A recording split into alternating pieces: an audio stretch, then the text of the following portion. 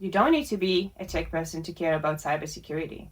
It's more than just about protecting networks, it's ultimately about protecting people.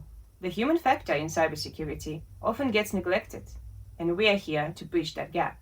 Are you ready to get lost in Siberia with us?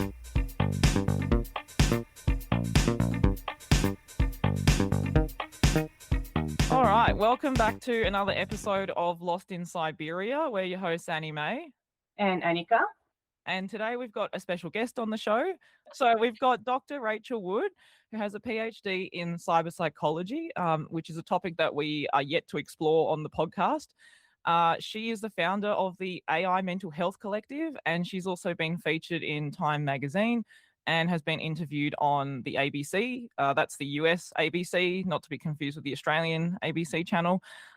So please welcome to the show, Dr. Rachel Wood. It's so great to be here. Thank you guys. I'm so excited for this. Yeah, no, thank you for taking the time. And yeah, it's always such an interesting trying to deal with time zones and stuff, like even with AI, trying to work that out. Yeah, it's true. It's true. So that, nobody's like doing it dead in the middle of the night. Yeah, exactly. Yeah, it's always a bit of a challenge, but yeah, we're actually both pretty good times at the moment. So yeah, it worked out well. Yeah. So Dr. Wood, I just wanted to start off by asking, you had quite a few friends in the past, and even ex-boyfriend who the challenge of trying to convince them to go see a psychologist has always been really difficult because they're worried about being judged by a psychologist or even the cost of seeing a psychologist. I've heard you talk about one of the reasons why these AI models have become so popular, and I even heard you say that 1 in 2 Americans is using AI for therapy, which is kind of an insane statistic. So yeah, I just wanted to get you to start off by discussing what are the harms of using AI for mental health support. Yeah, I think that therapy does have or can have a bit of a stigma. Not always, but it really can. And I think that varies based on location, demographic. It varies on a whole lot of different factors.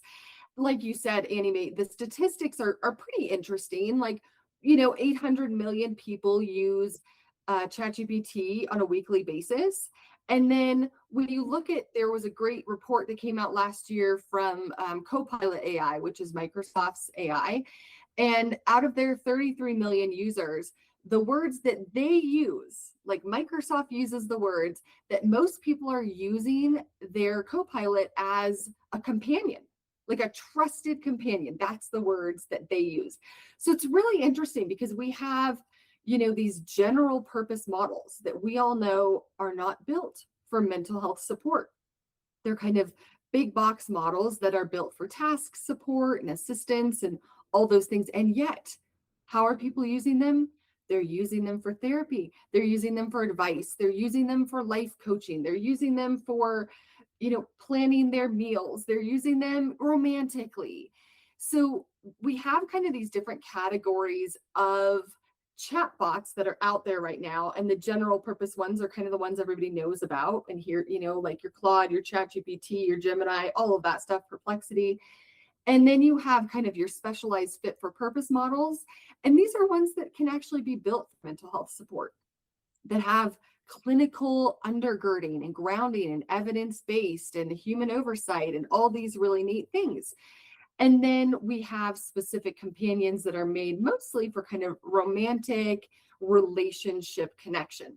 So there's this broad range, but like you said, Annie, it is interesting because people are turning to the general purpose models and using them for a number of different things. Kind of they're using it as an omnibot, like it's the all-encompassing bot that does everything for them. I think that's a very interesting term you just coined, omnibot. That sounds really cool. I was going to go to my omnibot and ask it my omnivorous questions. But it's very interesting. First of all, again, like I was saying this to Anime yesterday, that I want to be you when I grow up. It's so fantastic because you have a PhD in cyber psychology, and I've just finished my cyber security and criminology double degree. And I'm just fascinated by everything that you are talking about and researching. So It's been so fantastic to dive into your interviews and into the articles that you shared with us. And it's an absolutely fascinating topic about how humans interact with technology. And I remember when first AI came out, and I was thinking, oh my God, this is going to be such a creation, like such an invention for mental health, because there you go, you have something that you can open up to that doesn't judge you, as Annie may have mentioned in the beginning. And then I was speaking to a few people, I think in my criminology classes, and they looked at me and said, you really shouldn't do this. It's very scary. So maybe, and I think you said that you are not against AI, like, as mental health support, but you've talked about those specific fit for purpose models, which I really agree with, because you can build something that can actually help. We know that there is a need, but what do you think needs to happen for them to be working in a safe manner? Like, what are the guardrails that we need to put in place in order for that to work? Yeah. Annika, thanks for this. Just such a great question and overview. And I agree so deeply with that sentiment of holding the space for it being like, yikes, scary, terrifying, oh my gosh. And also like, oh, interesting, curiosity, cool. It's like we have this wave of what it could be. And there's a lot of complex factors that make it what it is. It's the design of how it's designed, and then it's how it's used. There's a lot of different things that go into it being kind of safe or not safe. So when somebody says, hey, harm, danger, I get it. And I agree with them. Like, yeah, like we've seen this go very sideways. But then also I've sat with people who have benefited tremendously from the access that they wouldn't have had. Maybe either, as Annie Mae said earlier, that there's a stigma, and so they're not turning to any kind of therapy, but they'll turn to a chatbot, that there's an access there that happens. So I think holding both sides, one really important thing in terms of a design factor, like an ethical design factor, is I was reading this article that came out yesterday. It came out this month. I was reading it yesterday from Stanford and Northwestern universities, and it went through how AI can actually help teach you empathy. Okay, so this is a super cool article, and it's great because I've been talking about this for a while and saying, like, I think that AI should be used as a rehearsal for a relationship as opposed to a replacement for a relationship. And it's really neat to see like peer-reviewed studies that are confirming this, because the study itself showed that people were kind of in this role-playing situation with AI, and the AI was role-playing a difficult personal or professional struggle. And then it would help teach them how to express empathy. And the people who were in this surpassed significantly those who were trying to provide empathy on their own or even use video-based training. So what this says to me is that if we design AI like this, and in parallel, we encourage and inform people to use it like this, if both of those are in place, then we could actually have more human connection, like better human connection. We could be listening better to one another. We could be holding space and patience and compromise and, going through difficult conversations together better if we use AI as a training ground and a rehearsal. I actually saw you post that article this morning. I didn't have time to read the whole thing, but I did quickly read the abstract. And I definitely want to read it properly. But I think the thing is, though, I think that not everyone will be using AI for that role-playing function, right? Like they're using it to make decisions for them. They've got this little thing in their pocket that they can just take out at any time of the day and be like, what should I do in this situation? Whatever that situation happens to be. And I've had friends that have used ChatGPT to draft like a breakup text, which is kind of insane, but that's what people are using it for. So, and I guess, how are these AI models affecting our ability to think critically and our ability to think for ourselves? Yeah, well, it's such a good question, Annie Mae, because, we also have research on this side, of course. Recent research that I read out from the UK that was talking about specifically university age students who were leaning on it for everything. Like, what should I wear? Where should I Wow. go?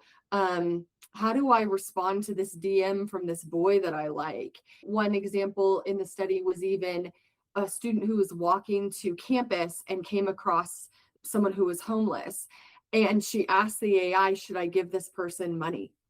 Oh, Like, what a deeply moral question. yeah. And like, what a philosophical, like, there's so much wrapped into that type of question that when we are offloading those questions that used to happen maybe in the home or in the neighborhood or in, clubs or in faith communities, like those types of conversations are now being offloaded and really siloed into silicone and metal instead of flesh and blood.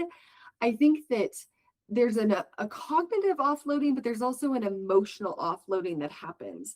And if we offload our decisions consistently, we know you're going to lose the strength of the neural pathways of that particular ability. Like, the ability to think for yourself and decide for yourself can erode over time when you just stop practicing it and you just ask someone else to make all the decisions. So a few cautions and concerns come into place here.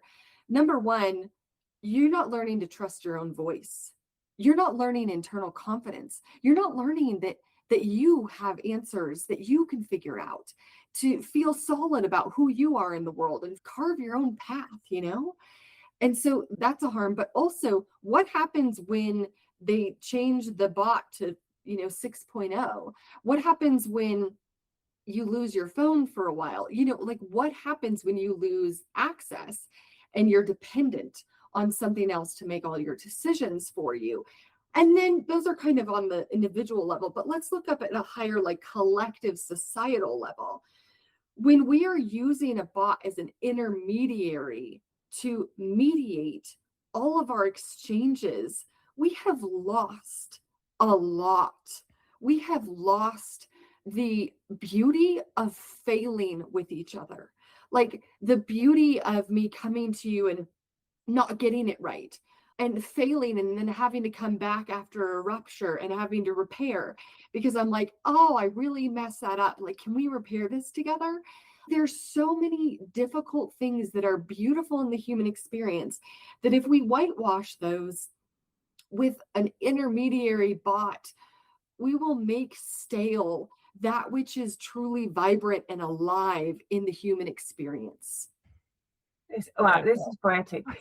I'm sitting here and I'm both terrified, but also very excited for the opportunity to learn how to communicate better, and also how do we preserve our humanity. And I really connected with what you said about switching from the physical world and then giving this power to decide for you to a machine, to a very well done machine, no judgment on that, but it's not a physical being. It doesn't have the experience that humans go to. It doesn't have the cues, the physical cues that it receives, from different elements, like the weather outside, the different smells, the way that the person looks at you. You mentioned this homeless person example. Yes, it's a deeply moral and philosophical question, but it can also be quite dangerous because if AI is not there to determine what is the environment looking like, is this person harmful, is it harmless to give them money? So it's on so many levels, and you can break it all down, and it's so scary to, as you say, to lose that and to lose the ability to fail. And I guess, like every human is terrified of failure and is terrified of like public speaking, right? Is more terrifying than death for some people because people go outside and go speak to a big crowd of people and they're so afraid of failing, but it is how we grow. So essentially you're saying that we have a potential to stop growing as a human race and stop developing if we outsource this. But also, there is a huge element of physical cues when it comes to security and safety. Yeah. And AI and I guess like Gen AI and chatbots and so on are consuming a lot of our private data and a lot of our sacred thoughts, especially if we are using general purpose built machines for therapy. And so how do we then get our users to protect themselves and to know that they are speaking to a machine, that they can't trust their data in, when we have removed those physical cues, when the lines are blurred, and we have trusted a silicon and plastic made machine to make our decisions for us. Yeah, Annika, it's just a great framing. And I think a few things here. Of course, we all know that AI didn't invent any of this that we're talking about. It's just kind of compounded and compounded. Of course, social media has contributed. We've had this kind of long lead up to where we are today. And I think that, to your point, Annika, about this idea of the safety, I think what's so fascinating about chatbots is the very thing that makes them safe is the very thing that makes them dangerous. So the fact that they don't have any social cues, like right now, I'm looking at both of your faces. You both are pleasant, kind, warm.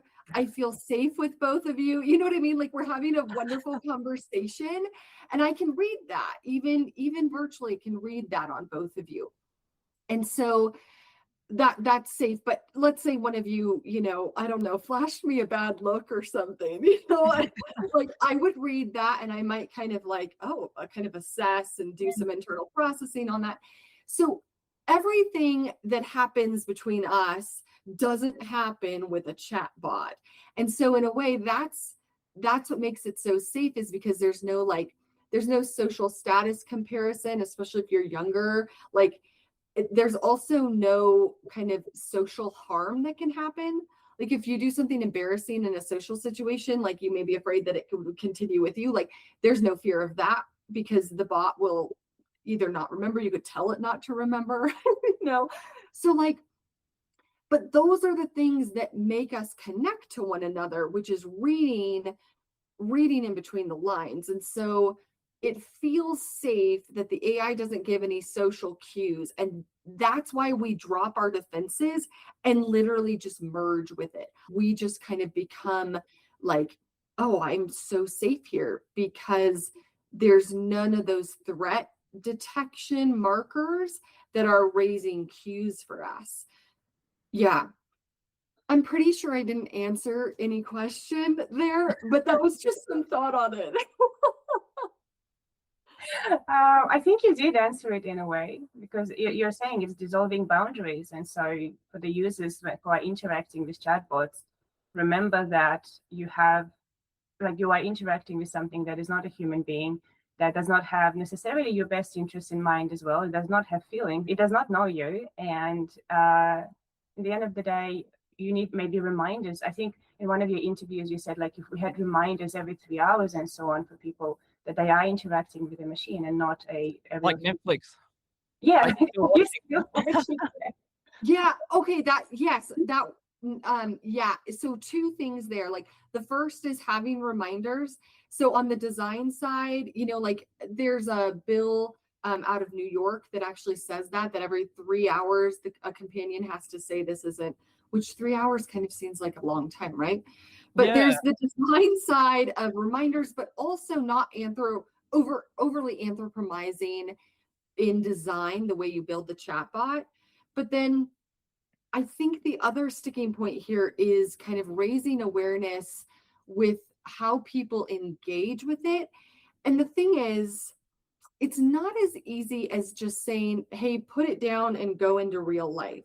Like, we think that's an easy answer. Like, put the screen down and go outside and find some friends. It's like, that sounds easy, but here's why most people don't do that. It's that when you go outside and you interface with people, you will inevitably face friction, small or large. You're going to bump shoulders with other people in the world. That's just the way it works.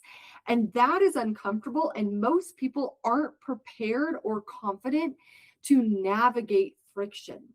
So I think part of the way we need to move forward is really kind of systematic equipping of people to feel comfortable in difficult conversations or difficult situations, to role play those with other humans, to role play those with AI. Like, that's again where that practice comes in.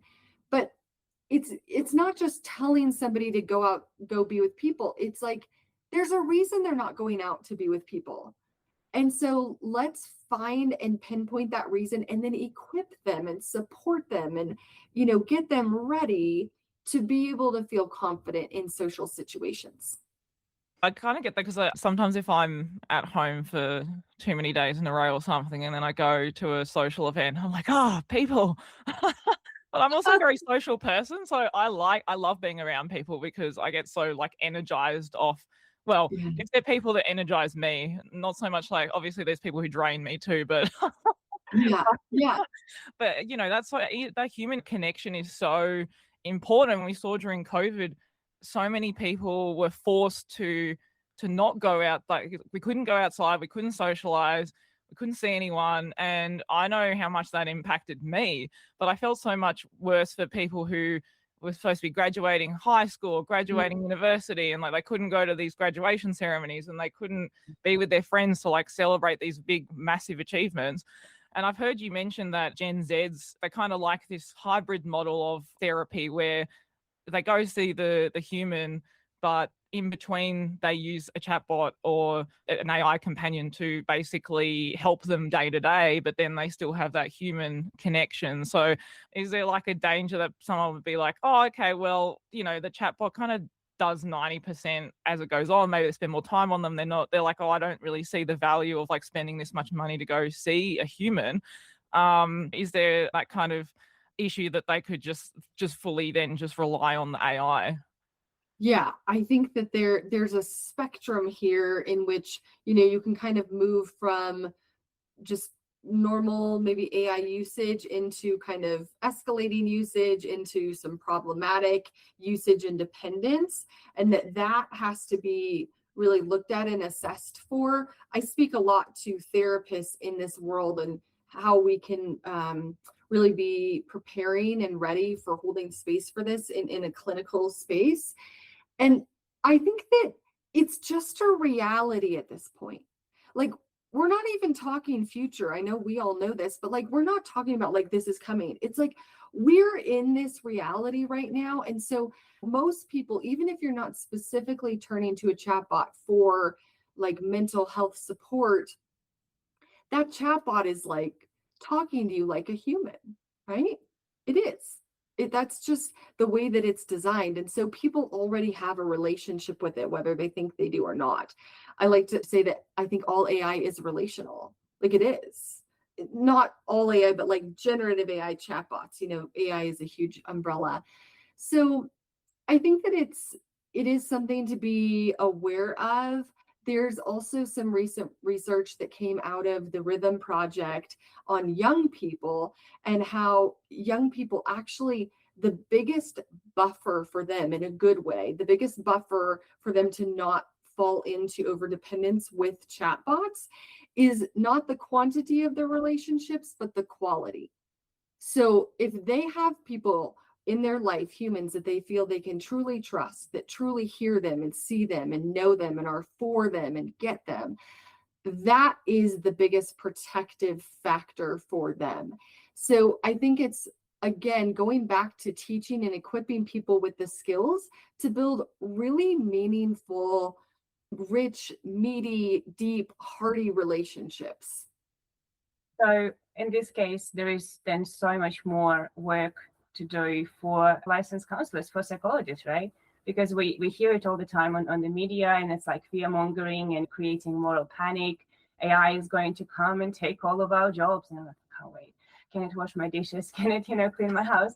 But obviously, as you are describing it, you're saying we are holding space for young people and for other people who are experiencing issues, in the relationship with their AI companions, AI personas.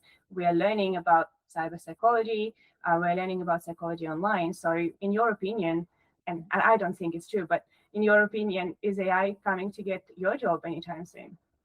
Yeah, it just, I feel like every profession asks this, you know what I mean? And then every profession is trying to like assess, like, well, I bet they'll come for this job before they come for my job. You know what I mean? I just feel like there's this kind of turf war going on. And I feel like the turf war is slightly unfounded. Not that, here's the thing, jobs are being redesigned, right? Like that's happening.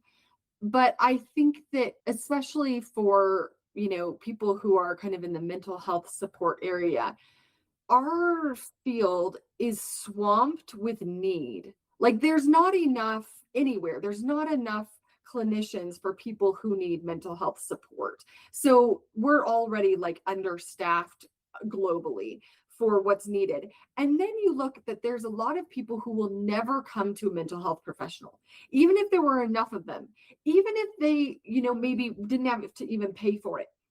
They're just not going to come. It's not their jam. There's stigma. They don't really want to open up, like whatever the reason is. And that's fine.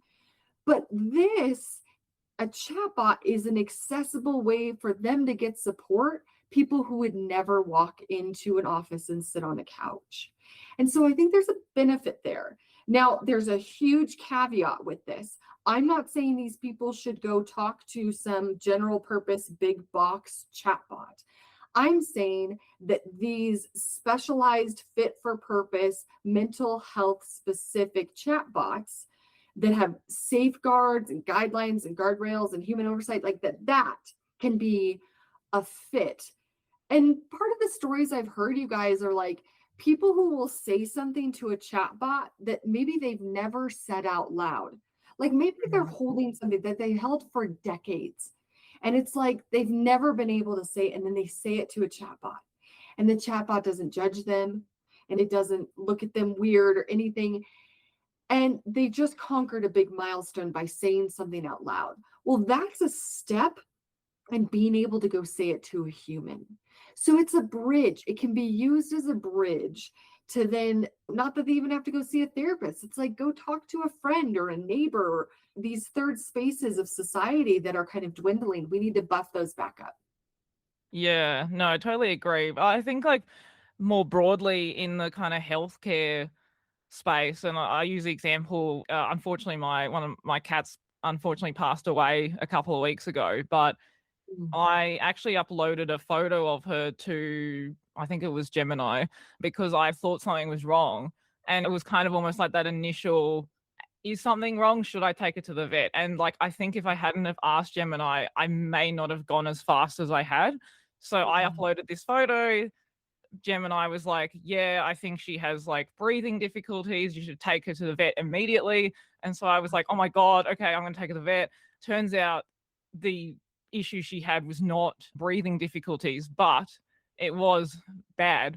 So, and I always think, I'm like, maybe if I hadn't have done that, I wouldn't have maybe taken her for a few days, because I thought, oh, maybe she's just, she's old and she's frail. Maybe she'll get better by herself. And I think like that's how AI can play an important role. It's like just that initial kind of, hey, should I go see a human? Is this actually worth seeing a real person? And I think like it has actually some good use cases that we can actually use to help us in our day-to-day lives. Yeah. And first of all, I'm sorry that your cat passed away. Oh, thank you. Yeah. I think that this needs a lot of discernment, because like that's a really great story of getting the support you needed to then go get more support, Yeah. And I also think that the advice that AI gives can be kind of mixed. Sometimes it'll say something, I think you need the discernment to know, should I take this advice? Should I kind of go take this and ask what a doctor thinks? Like, it's just this odd space where I've heard good and bad stories around it. You know what I mean? But it also, just to use it as the support to encourage you to go to someone else. That's another design feature that we really need, is that it really is kind of a pro-social approach, that no matter what, it's always kind of like, hey, is there someone you could talk to about this? Hey, is there someone you could go see? That's a benefit. Yeah, absolutely. I really resonate with what you said about taking the first step, and it takes about, was it 3 therapists or in average to find the right therapist for you?